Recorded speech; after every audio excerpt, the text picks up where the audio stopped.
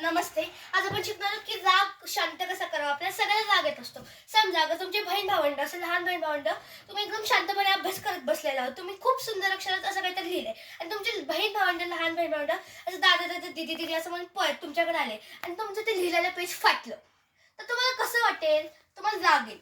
तुम्ही त्या बहीण भावांना म्हणजे तुमच्या लहान बहीण किंवा भावाला असं दोन खणखणून मारायला, पण खरं थोबडीत खणखणून दोन माराल आणि असं सगळ्याला राग येत असतो. आपण सगळं असं करू शकतो, पण रागात घेतलेले निर्णय चांगले नसतात. आपला राग शांत झाल्यानंतर आपल्याला वाटेल, आपल्याला असं वाईट वाटेल की आपण उगाच त्याला मारलो असं असं, मग आपल्याला असं वाईट वाटेल. आता राग शांत कसं करायचं? राग ही आपली भावना आहे. आनंद, दुःख, मोह, राग ही आपली भावना आहेत. आता समजा तुम्हाला सकाळी शाळेत तुम्हाला एक बक्षीस मिळाले, तर आता तुम्ही पूर्ण दिवस काय त्याचं खुद हसत बसाल का तुम्हाला बक्षीस मिळालं म्हणून? नाही.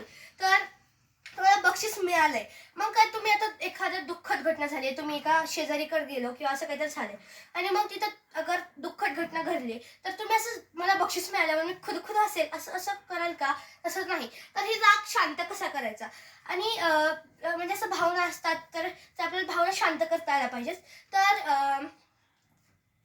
आपण काही साधू संत नाही आहेत की आपल्याला राग येणारच नाही. सगळ्याला राग येत असतो. तुम्हाला सगळ्यांना मलाही राग येतो, पण मला असं वाटतं की आपल्याला राग कमी प्रमाणात यायला पाहिजे. आणि मी काय मॅडम आता तर सांगा राग कसा शांत करायचा. बसा. तर आपण काही साधू संत नाही आहेत की आपल्याला असं राग येणारच नाही, पण आपल्याला राग येतो, सगळ्यांना राग येतो, पण तो शांत करायला आला पाहिजे. तर राग शांत कसा करावा? तर आपल्याला असं म्हणजे आपली राग ही भावना आहे, तर राग हा म्हणजे सगळ्याला रागच येत असतो. तर कसं म्हणजे आपल्याला अगर कोणी मारलं, आपल्याला असं कोणी वाईट बोललं, तर आपल्याला राग येईल, हो ना? पण आपण त्याला असं लगेच काय तोंडावर बोलणार का? तसं नाही. आपण असं थोडंसं शांत बसणार, आपल्याला राग येणार नाही असं आपण वागाल. आपल्याला राग आला नाही पाहिजे. तर राग शांत कसा करावा? आणि राग आपली भावना आहे आणि राग सगळ्याला येत असतो. तर आपल्याला अगर कोणी असंही काय काय केलं, असं म्हणजे आपल्याला राग आला, तर आपण काय असं हे केलं, तर अगर समजा आपल्या वर्गातला कोणता तरी मुलगा, मी शिक्षक म्हणून सांगते, तर माझ्या वर्गातला कोणतरी मुलगा सारखा प्रश्न विचारत असतो शिकवताना. जे पुढचा घटक आहे त्याला तो आधीच जाणून घ्यायचा असतो. तर त्याला सारखं विचारला की तेव्हा सांगावं हे कसं करायचं. पण मी त्याला म्हणे थोडं रागवेल, अरे बस मी सांगायला ना, पुढचा घटक आहे तो. तर मग मी त्याला असं थोडं रागवेल, त्याला पण राग येईल, त्याला वाईट वाटेल आणि त्याला राग येईल. मग तसंच आपल्याला भावना आहेत, सगळ्यांनाच राग येत असतो.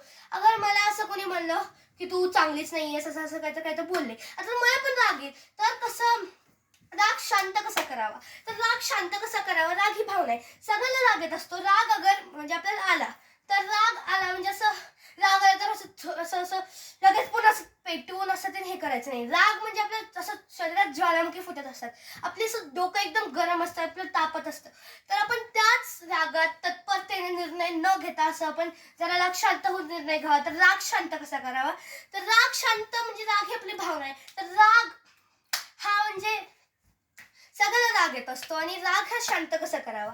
तर राग हा असा असतो की ज्याला राग असं कोणच नाही ज्याला ताई शेवटी तुम्ही सांगितलंच नाही की राग शांत कसं करतात.